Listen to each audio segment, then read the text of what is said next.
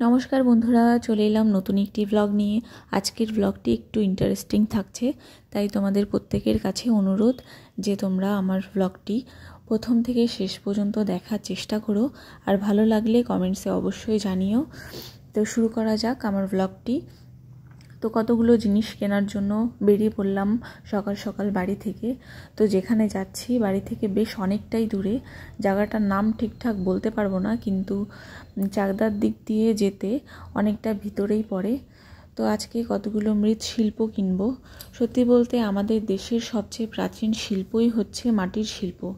মাটির তৈরি শিল্পকর্মকেই আমরা বলি মৃৎশিল্প, কারণ এই শিল্পের প্রধান উপকরণই হলো মাটি, যেখানে কুমোরের মাটি দিয়েই শিল্পকর্ম সৃষ্টি করা হয়। আর এই মৃৎশিল্পকর্মে যারা জড়িত আছে তাদেরই আমরা বলি কুমোর। তো চলে এলাম অবশেষে আমরা কুমোরের পাড়াতে, মানে যেখানে মাটির শিল্প তৈরি করা হয়। এসেই দেখতে পেলাম যে প্রত্যেকের বাড়ির সামনে মাটির তৈরি জিনিসগুলোকে তৈরি করে বাইরে রাস্তার দুধারে এইভাবে রোদে শুকাতে দেওয়া হয়েছে।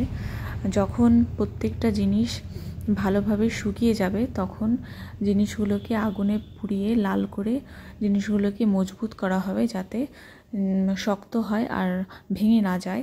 যখন তৈরি হয়ে যাবে তখন এরা সবাই সেল করে, যারা মাটির তৈরি জিনিসগুলো দিয়ে ব্যবসা করে তাদের প্রত্যেকের কাছে সেল করে। আর এখান থেকে প্রত্যেকটা জিনিস কিনলেই অনেকটাই লাভ হয়। আমরা আশেপাশে বাজার থেকে যে দামে কিনি তার থেকে অনেক বেশি লাভ হয় এখান থেকে কিনলে। তো এখানে ভাইটি কি করছে আমি তোমাদের বলে দিই। আমরা যে ফুল গাছ লাগাই, যেই টবের পাশে আমরা দেখি দুটো ছিদ্র থাকে নিচে আর সাইডে। তো কাঁচা অবস্থায় টবগুলোর সাইড দিয়ে আর নিচে এইভাবে ছিদ্র করে নেওয়া হয়, যাতে টবগুলোর ভিতরে জল না জমে থাকে। তো এইভাবেই প্রত্যেকটা টবগুলোতে এই ভাইটি ছিদ্র করে নিচ্ছে। তো সেটাই হচ্ছে আমি দাঁড়িয়ে দাঁড়িয়ে দেখছিলাম। আর আরেকটা জিনিস তোমাদের দেখাই।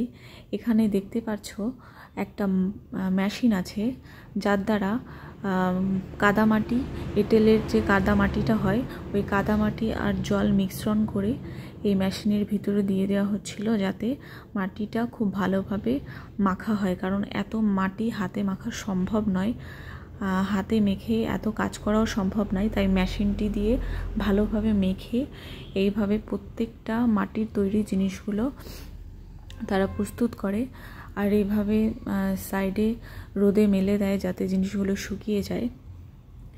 তো তোমাদের আরেকটা জিনিস দেখাই। এখানে দেখো কত ছোট ছোট টবগুলো আছে। এখানে বেশি বড় গাছ লাগানো যাবে না, একদম ছোট্ট ছোট্ট, যেগুলো ঘরের ভিতরে আমরা পাতাবাহারি টাইপের যে গাছগুলো লাগাই। আর অবশেষে আমি এই 5টা টব কিনলাম, 4টে এক সাইজ আর একটা হচ্ছে বড় সাইজ। আর শীতকালে আমাদের প্রত্যেকের প্রিয় হচ্ছে পিঠে। তো পিঠে তৈরি করার জন্য কিনে নিলাম একটা ছাঁচ। এখানে 5টা হচ্ছে গোল গোল পিঠের জন্য, একটা হচ্ছে লম্বা পিঠের জন্য। তো যাই হোক, এগুলো কিনে বাড়িতে চলে এলাম। তো আমার ব্লগটি এখানেই শেষ করছি। কেমন লাগলো তোমরা অবশ্যই জানিও।